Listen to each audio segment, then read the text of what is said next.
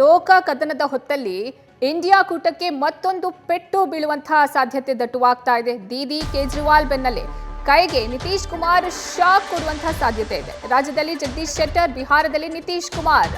INDIA ಇಂದ ಮತ್ತೆ NDAಗೆ ಮರಳ್ತಾರಾ ಬಿಹಾರದ ಸಿಎಂ ಅನ್ನೋ ಅನುಮಾನ ಮೂಡ್ತಾ ಇದೆ. NDA ಸೇರೋಕೆ ನಿತೀಶ್ ಕುಮಾರ್ಗೆ ಬಿಜೆಪಿ ಕಂಡೀಷನ್ನ ಹಾಕ್ತಾ ಇದೆ. NDA ಕೂಟಕ್ಕೆ ಘರ್ ವಾಪಸಿ ಮಾಡ್ತಾರಾ ಬಿಹಾರದ ಸಿಎಂ ನಿತೀಶ್ ಕುಮಾರ್ ಅನ್ನೋ ಒಂದು ಅನುಮಾನ ಮೂಡ್ತಾ ಇದೆ. ಬಿಹಾರ ವಿಧಾನಸಭಾ ವಿಸರ್ಜನೆ ಮಾಡ್ತಾರೆ ಅನ್ನೋ ಮಾತು ಕೇಳಿ ಬರ್ತಾ ಇದೆ. ಸಿಎಂ ಸ್ಥಾನಕ್ಕೆ ರಾಜೀನಾಮೆ ನೀಡುವಂತೆ ಬಿಜೆಪಿ ಕಂಡೀಷನ್ ಅನ್ನ ಹಾಕ್ತಾ ಇದೆ ನಿತೀಶ್ ಕುಮಾರ್ ಅವರಿಗೆ. ಸಿಎಂ ಸ್ಥಾನಕ್ಕೆ ರಾಜೀನಾಮೆ ಕೊಟ್ಟು ಬಿಜೆಪಿ ಜೊತೆ ಮೈತ್ರಿ ಮಾಡಿಕೊಳ್ಳುವಂತಹ ಸಾಧ್ಯತೆ ದಟ್ಟವಾಗಿ ಕಾಣ್ತಾ ಇದೆ. ಇನ್ನು ಲಾಲು ಕುಟುಂಬದ RJD ಪಕ್ಷದ ಜೊತೆಗಿನ ಮೈತ್ರಿ ಖತಮ್ ಮಾಡಿಕೊಳ್ತಾರಾ ನಿತೀಶ್ ಕುಮಾರ್ ಅಂತ ಒಂದು ಅನುಮಾನ ಮೂಡ್ತಾ ಇದೆ. ಲೋಕಕದನದ ಹೊತ್ತಲ್ಲಿ ವಿಪಕ್ಷಗಳಿಗೆ ಮತ್ತೊಂದು ಹಿನ್ನಡೆ ಉಂಟಾಗಿದೆ. TMC ಆಮ್ ಆದ್ಮಿ ಪಾರ್ಟಿ ಬಳಿಕ JDU ಸಹ ಸಿಡಿದೇಳ್ತಾ ಅನ್ನೋ ಒಂದು ಪ್ರಶ್ನೆ ಕಾಡ್ತಾ ಇದೆ. ಭಾರತ್ ಜೋಡೋ ನ್ಯಾಯ ಯಾತ್ರೆಗೆ ಹೋಗಲ್ಲ ಅಂತ ನಿತೀಶ್ ಕುಮಾರ್ ಹೇಳಿದ್ದಾರೆ. ಇನ್ನು ಈ ಬಗ್ಗೆ ಹೆಚ್ಚಿನ ಮಾಹಿತಿ ನೀಡ್ತಾರೆ ನಮ್ಮ ಪ್ರತಿನಿಧಿ ಜಗದೀಶ್. ನಮ್ಮ ಪ್ರತಿನಿಧಿ ಚಂದ್ರಮೋಹನ್ ದೂರವಾಣಿ ಸಂಪರ್ಕಕ್ಕೆ ಸಿಕ್ಕಿದ್ದಾರೆ. ಚಂದ್ರಮೋಹನ್, ಸದ್ಯ ಈಗ ರಾಜ್ಯದಲ್ಲಿ ಜಗದೀಶ್ ಶೆಟ್ಟರ್ ಅವರು ಘರ್ ವಾಪಸಿ ಆಗಿದ್ದಾರೆ. ಮತ್ತೊಂದು ಕಡೆ ಇಂಡಿಯಾ ಕೂಟವನ್ನ ನಿತೀಶ್ ಕುಮಾರ್ ಅವರು ಬಿಟ್ಟು ಮತ್ತೆ NDAನ ಸೇರ್ತಾರಾ? ಈ ರೀತಿ ಒಂದು ಪ್ರಶ್ನೆ ಮೂಡ್ತಾ ಇದೆ. ಏನೆಲ್ಲ ಡೀಟೇಲ್ಸ್ ಲಭ್ಯವಾಗ್ತಾ ಇದೆ? ಹೌದು ಅರ್ಪಿತಾ, ಮುಖ್ಯವಾಗಿ ಈಗ ಬಿಹಾರದ ಸಿಎಂ ನಿತೀಶ್ ಕುಮಾರ್ ಅವರು ಕೂಡ ಇಂಡಿಯಾ ಮೈತ್ರಿಕೂಟದಿಂದ ಹೊರಬಂದು ಮತ್ತೆ NDA ಕೂಟವನ್ನ ಸೇರ್ಲಿಕ್ಕೆ ಈಗ ಮಾನಸಿಕವಾಗಿ ಸಜ್ಜಾಗ್ತಾ ಇದ್ದಾರೆ. ಈ ಬಗ್ಗೆ ತಮ್ಮ ಪಕ್ಷದ ನಾಯಕರ ಜೊತೆ ಚರ್ಚೆ ನಡೆಸ್ತಾ ಇದ್ದಾರೆ. ಇದಕ್ಕೆಲ್ಲ ಕಾರಣವಾಗಿದ್ದು ಮೊನ್ನೆ ದಿನ ನಡೆದಂತಹ ಕರ್ಪೂರಿ ಠಾಕೂರ್ ಅವರ ಸ್ಮರಣಾರ್ಥ ನಡೆದ ಕಾರ್ಯಕ್ರಮ. ಆ ಕಾರ್ಯಕ್ರಮದಲ್ಲಿ ಸಿಎಂ ನಿತೀಶ್ ಕುಮಾರ್ ಅವರು ಕುಟುಂಬ ರಾಜಕಾರಣದ ವಿರುದ್ಧ ಮಾತನಾಡಿದ್ರು. ಕರ್ಪೂರಿ ಠಾಕೂರ್ ಅವರು ತಮ್ಮ ಕುಟುಂಬದ ಸದಸ್ಯರನ್ನ ರಾಜಕಾರಣಕ್ಕೆ ತರಲಿಲ್ಲ, ಕುಟುಂಬದವ್ರನ್ನ ರಾಜಕೀಯವಾಗಿ ಬೆಳೆಸ್ತಿಲ್ಲ. ಹಾಗೆ ಅದೇ ರೀತಿಯಾಗಿ ನಾನು ಕೂಡ ನಮ್ಮ ಕುಟುಂಬದವ್ರು ಯಾರನ್ನೂ ಕೂಡ ರಾಜಕೀಯಕ್ಕೆ ತಂದಿಲ್ಲ. ಆದ್ರೆ ಈಗ ಕೆಲ ರಾಜಕಾರಣಿಗಳು ತಮ್ಮ ಕುಟುಂಬದ ಸದಸ್ಯರನ್ನೇ ರಾಜಕಾರಣಕ್ಕೆ ತಂದು ಕುಟುಂಬ ರಾಜಕಾರಣವನ್ನ ಮಾಡ್ತಾ ಇದ್ದಾರೆ ಅಂತೇಳಿ ಮಾತನಾಡಿದ್ರು. ಇದು RJD ಪಕ್ಷದ ನಾಯಕರ ಅಸಮಾಧಾನಕ್ಕೆ ಕಾರಣ ಆಗಿತ್ತು.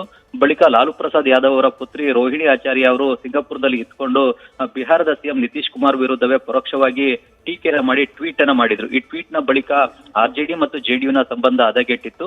ತಕ್ಷಣವೇ ನಿತೀಶ್ ಕುಮಾರ್ ಅವರು ತಮ್ಮ ಪಕ್ಷದ ನಾಯಕರೊಂದಿಗೆ ಸಭೆಯನ್ನ ನಡೆಸಿದ್ರು.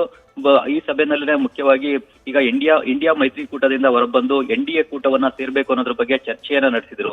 ಆದ್ರೆ ಇದ್ರ ಬಗ್ಗೆ ಅಂತಿಮ ತೀರ್ಮಾನವನ್ನ ಇನ್ನೂ ನಿತೀಶ್ ಕುಮಾರ್ ಅವರು ತೆಗೆದುಕೊಂಡಿಲ್ಲ. ಇನ್ನು ಒಂದೆರಡು ದಿನಗಳಲ್ಲೇ ಅಧಿಕೃತವಾದಂತಹ ತೀರ್ಮಾನವನ್ನ ತೆಗೆದುಕೊಳ್ಳಿದ್ದಾರೆ.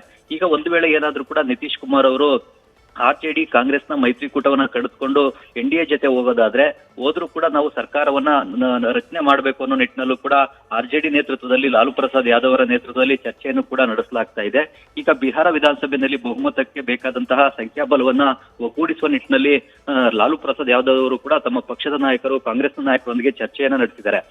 ನಿತೀಶ್ ಅವರನ್ನ ಹೊರತುಪಡಿಸಿ ಸರ್ಕಾರ ರಚನೆ ಮಾಡ್ಲಿಕ್ಕೆ RJD ಮತ್ತು ಕಾಂಗ್ರೆಸ್ ಎಡಪಕ್ಷಗಳಿಗೆ ಇನ್ನ 8 MLAಗಳ ಕೊರತೆ ಬೀಳುತ್ತೆ. ಈ ಕೊರತೆ ಬೀಳುವ 8 MLAಗಳ ಸಂಖ್ಯೆನ ಯಾವ ರೀತಿಯಾಗಿ ತುಂಬಿಕೊಳ್ಬೇಕು ಅನ್ನೋ ಬಗ್ಗೆ ಲಾಲು ಪ್ರಸಾದ್ ಯಾದವ್ ಅವರು ಕೂಡ ಈಗ ಚರ್ಚೆಯನ್ನ ನಡೆಸ್ತಾ ಇದ್ದಾರೆ. ಆದ್ರೆ ಈಗ ನಿತೀಶ್ ಕುಮಾರ್ ಅವ್ರನ್ನ ಮತ್ತೆ NDA ಮೈತ್ರಿಕೂಟಕ್ಕೆ ಸೇರ್ಪಡೆ ಮಾಡ್ಕೊಳ್ಬೇಕಾ ಬೇಡವಾ ಅನ್ನೋದ್ರ ಬಗ್ಗೆ ಬಿಜೆಪಿಯ ರಾಷ್ಟ್ರೀಯ ನಾಯಕರುಗಳು ಕೂಡ ತೀರ್ಮಾನವನ್ನ ತೆಗೆದುಕೊಳ್ಬೇಕು. ಯಾಕೆಂದ್ರೆ ಪದೇ ಪದೇ ನಿತೀಶ್ ಕುಮಾರ್ ಅವರು NDA ಮೈತ್ರಿಕೂಟಕ್ಕೆ ಸೇರ್ಪಡೆ ಆಗ್ತಾರೆ ಮತ್ತೆ ಬಿಟ್ಟು ಹೋಗ್ತಾರೆ. ಹೀಗಾಗಿ ಇವ್ರನ್ನ ಹೇಗೆ ನಂಬೋದು ಅನ್ನೋ ಒಂದು ಪ್ರಶ್ನೆ ಕೂಡ ಈಗ ಬಿಜೆಪಿಯ ನಾಯಕರಲ್ಲೂ ಕೂಡ ಇದೆ. ಜೊತೆಗೆ ಈಗ ಬಿಹಾರ ವಿಧಾನಸಭೆಯಲ್ಲಿ JDU-ಗಿಂತ ಹೆಚ್ಚಿನ ಕ್ಷೇತ್ರಗಳಲ್ಲಿ ಬಿಜೆಪಿ ಗೆದ್ದಿದೆ. ಈ ಕಾರಣಕ್ಕಾಗಿ ಬಿಜೆಪಿ ಪಕ್ಷ ಈಗ ತಮ್ಗೆನೆ ಸಿಎಂ ಹುದ್ದೆಯನ್ನ ಬಿಟ್ಕೊಡ್ಬೇಕು ಅನ್ನೋ ಷರತ್ತನ್ನು ಕೂಡ ನಿತೀಶ್ ಕುಮಾರ್ ಅವ್ರಿಗೆ ಹಾಕ್ತಾ ಇದ್ದಾರೆ.